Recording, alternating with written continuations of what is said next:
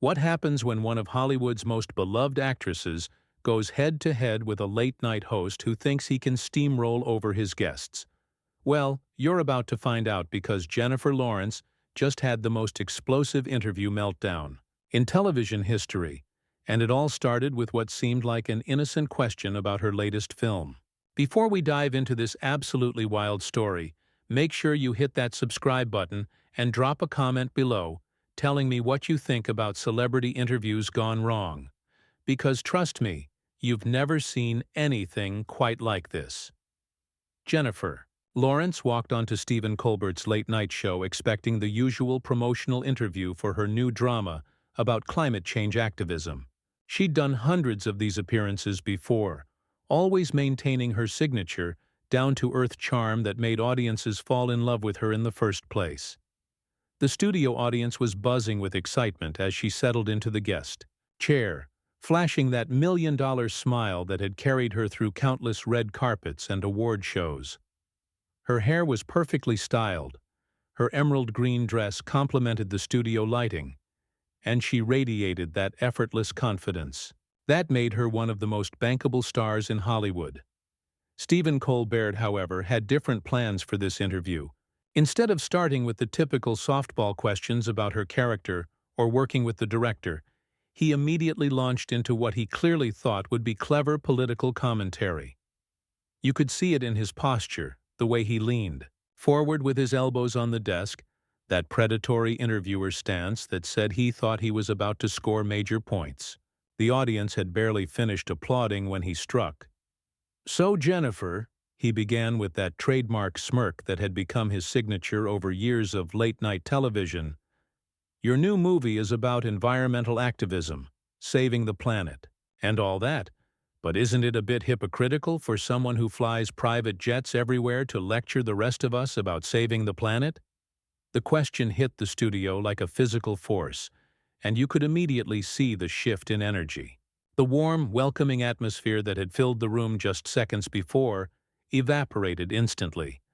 The question hit like a slap across the face, and you could see Jennifer's expression shift from warm and welcoming to something much more guarded. Her smile didn't disappear immediately, but it became strained, like she was trying to process not just what he'd said, but the aggressive way he'd chosen to say it. She tried to deflect with humor, as she'd learned to do over years in the spotlight dealing with difficult questions.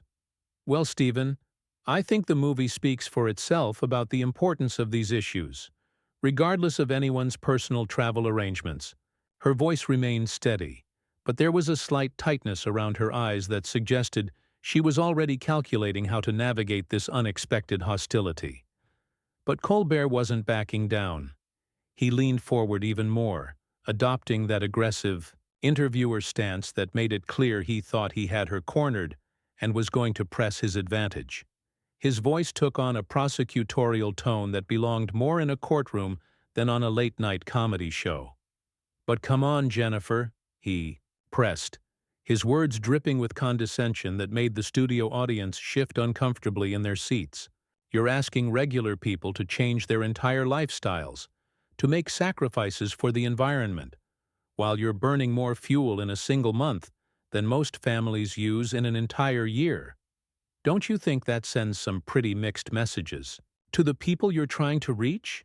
The cameras caught every micro-expression on Jennifer's face as she processed not just the question, but the hostile way it was being delivered. You could see her jaw tighten slightly, her posture straighten as her media training kicked into high gear. She was clearly recognizing that this wasn't going to be the friendly promotional chat she'd prepared for, but something more like an ambush interview designed to make her look foolish or hypocritical. Jennifer took a deep breath, and you could practically see her media training kicking into overdrive as she tried to navigate this unexpected attack. "I think what's important here, Stephen, is that we're having conversations about these issues at all. The movie isn't about perfection. It's about progress and the recognition that we all have room to grow and do better." The film explores the complexity of these issues, the fact that change is difficult and sometimes messy, but that doesn't mean we shouldn't try. She was trying to maintain her composure and redirect the conversation toward the actual film, but there was an edge creeping into her voice that anyone who knew her well would recognize as a warning sign. But Stephen Colbert, riding high on what he perceived as his journalistic gotcha moment, decided to double down instead of reading the room or showing any of the basic courtesy that should exist between a host and guest. "That sounds like a pretty standard politician's answer, Jennifer," he said with a dismissive chuckle that made it clear he thought he was being incredibly clever. "I thought you were supposed to be the authentic one in Hollywood, the one who tells it like it is. Are you really telling me you don't see any contradiction between your movie's message about environmental responsibility and your own lifestyle choices? Because it seems pretty clear-cut to me." The studio had gone completely silent now, with even the crew members behind the cameras exchanging worried glances as they realized this interview was taking a turn that nobody had anticipated. The tension in the room was palpable, and you could see Jennifer's publicist in the wings looking increasingly concerned about where this confrontation was heading. That's when Jennifer's famous frankness, the quality that had endeared her to millions of fans around the world, began to work against the hostile interview dynamic that Colbert had created. "You know what, Stephen," she said, and there was a new quality in her voice now, something that suggested the gloves were about to come off. "I came here tonight to talk about a film that I'm passionate about, a film that took 3 years of my life to make and represents issues that I genuinely care about. And instead you want to play gotcha journalism like we're on some cable news debate show, rather than what's supposed to be an entertainment program." Her voice was still controlled, but there was steel underneath it now, and Stephen Colbert was about to learn exactly what that meant. Instead of recognizing the warning signs that were clearly visible to everyone else in the studio, he chuckled, in that dismissive way that talk show hosts do when they think they're being particularly clever or insightful. It was the kind of laugh that suggested he thought he was winning some kind of intellectual battle, completely oblivious to the fact that he was actually digging his own grave. "Well, Jennifer," he said with that condescending tone that made it clear he thought he had the moral high ground, "if you can't handle honest questions about the contradictions in your advocacy, maybe you shouldn't be making advocacy films in the first place. I mean, isn't that what being a public figure is all about? Being willing to defend your positions when challenged?" The moment those words left his mouth, you could feel the entire energy of the studio shift dramatically, like the air pressure dropping before a massive storm hits. Jennifer Lawrence sat back in her chair, and for a moment that seemed to stretch on forever. The silence was so complete that you could hear the hum of the studio lights overhead. When she finally spoke, her voice had completely changed from the warm, media-trained tone she'd started the interview with. "Excuse me," she said, and those two simple words somehow carried more weight and more threat than a full paragraph of screaming anger would have. "Did you just suggest that I shouldn't be making films about issues I care about because you've decided I'm not pure enough to have an opinion on environmental matters?" Stephen Colbert, still apparently convinced that he was winning some kind of intellectual debate and scoring points with his audience, leaned back in his chair with that smug expression that late-night hosts perfect over years of thinking they're the smartest person in every room they enter. His body language radiated the kind of confidence that comes from years of guests who play along with whatever dynamic the host wants to create, regardless of how uncomfortable or unfair it might be. "I'm just saying that credibility matters in these discussions, Jennifer," he replied with the kind of tone that suggested he thought he was delivering some profound wisdom. "When you're asking people to make real sacrifices for the environment, to change their behavior and their consumption patterns, while you're simultaneously living a lifestyle that most people would consider environmentally irresponsible, it raises legitimate questions about whether you really believe what you're selling or if this is just another Hollywood publicity stunt." That was the exact moment when Jennifer Lawrence's legendary temper, the one that had been carefully managed by an army of publicists and media trainers for over a decade of stardom, finally broke free from all those professional constraints. She leaned forward in her chair, and when she spoke, her voice dropped to a level that somehow managed to be both quiet and absolutely devastating at the same time. The contrast between her controlled volume and the fury underlying her words was more effective than any amount of shouting could have been. "You want to talk about credibility, Stephen," she said, and every word was precisely enunciated like she was explaining something to a particularly slow child. "Let's talk about the credibility of a talk show host who thinks that ambushing his guests with hostile questions and personal attacks makes him some kind of serious journalist, instead of just another entertainment industry parasite who feeds off other people's work and accomplishments." The studio audience gasped audibly, a collective intake of breath that seemed to suck all the remaining oxygen out of the room. You could see Colbert's confident expression falter for the first time since the interview began, as he suddenly realized that this wasn't going according to the script he'd imagined in his head. The smugness began to drain from his face, as it dawned on him that he might have picked a fight with someone who was more than capable of fighting back. But Jennifer was just getting started, and years of frustration with condescending interviewers, dismissive journalists, and industry gatekeepers who thought they could push her around was pouring out all at once. "You sit here night after night making jokes about politicians and celebrities from the safety of your comfortable desk, taking cheap shots and easy targets. But when do you ever put yourself on the line for anything meaningful? When do you ever do more than perform your little comedy bits for easy applause from an audience that's already on your side?" Colbert tried desperately to regain control of the situation, raising his hands in what was supposed to be a calming gesture, but his movements looked frantic and uncertain now. "Now, Jennifer, I think we're getting a little off track here," he stammered, his voice lacking the confident edge that had carried him through the opening of the interview. "I was just trying to have an honest conversation about environmental responsibility and the role that public figures play in these important discussions." But his voice had lost that confident edge that had made him seem so sure of himself just moments before, and Jennifer could smell blood in the water now. The dynamic had completely shifted, and everyone in that studio could feel the tension building toward something explosive. The production staff was starting to look nervous, unsure whether they should cut to commercial or let this confrontation play out for the cameras. The audience sat in stunned silence, witnessing what was clearly going to become one of the most talked-about moments in late-night television history. Jennifer could smell blood in the water now, and she wasn't about to let Stephen Colbert off the hook after what he'd put her through. The measured, controlled anger in her voice was far more intimidating than any amount of screaming would have been, and you could see the realization dawning on Colbert's face that he had seriously miscalculated the kind of person he was dealing with. "Honest conversation?" she shot back, her voice rising now as all pretense of media-trained politeness finally evaporated completely. "You want to talk about honest conversation, Stephen? You ambushed me with personal attacks disguised as questions.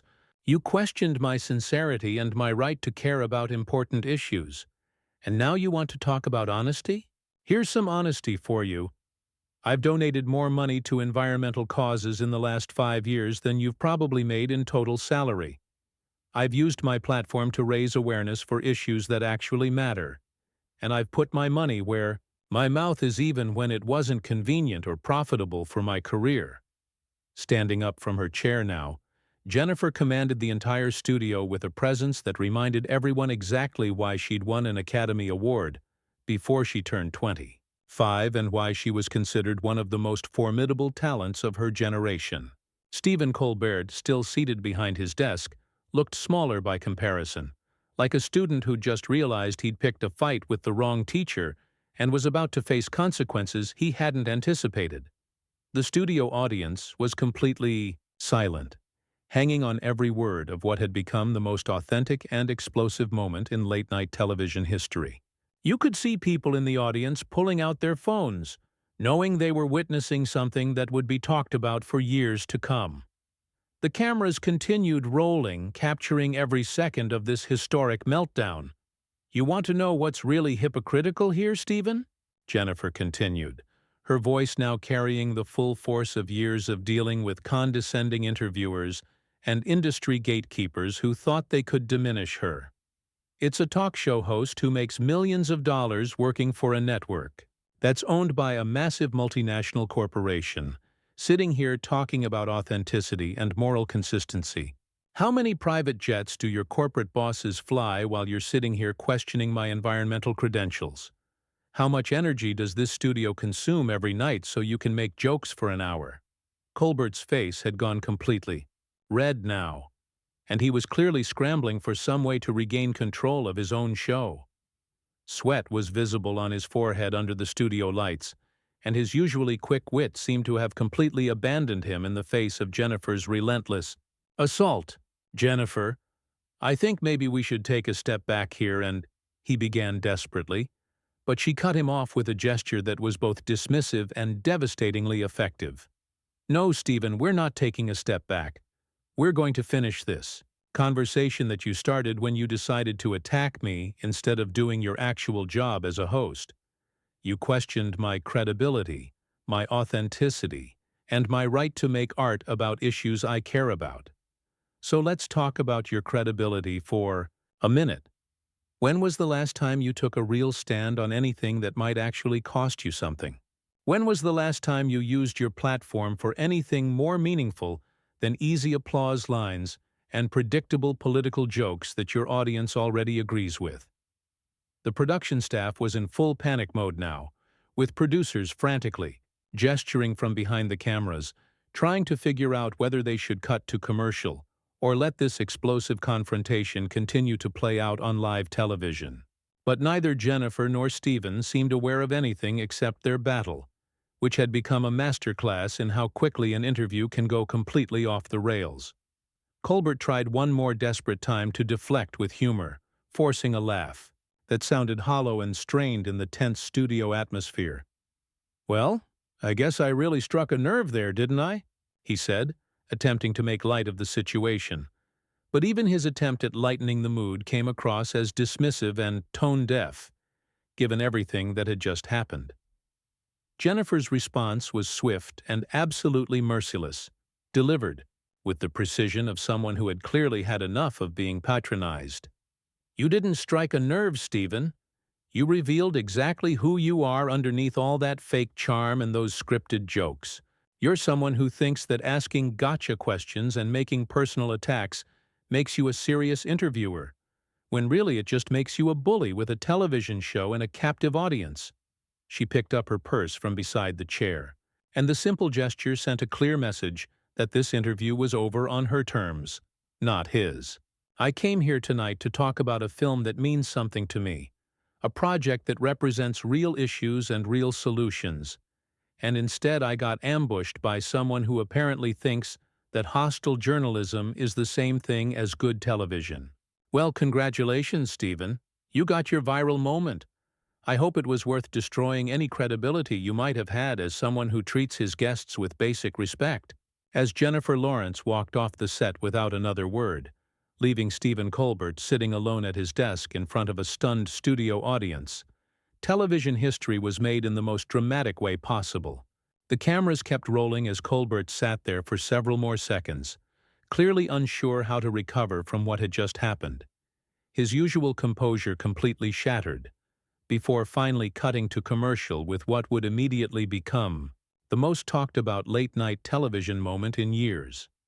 That's the story of how Jennifer Lawrence completely destroyed Stephen Colbert in what was supposed to be a simple promotional interview, and why sometimes the most authentic moments in entertainment come when celebrities finally drop their media-trained facades and show us who they really are underneath all that Hollywood polish. Make sure to subscribe for more celebrity interview breakdowns and behind-the-scenes drama, and comment below with your thoughts on who was really in the right during this absolutely explosive confrontation.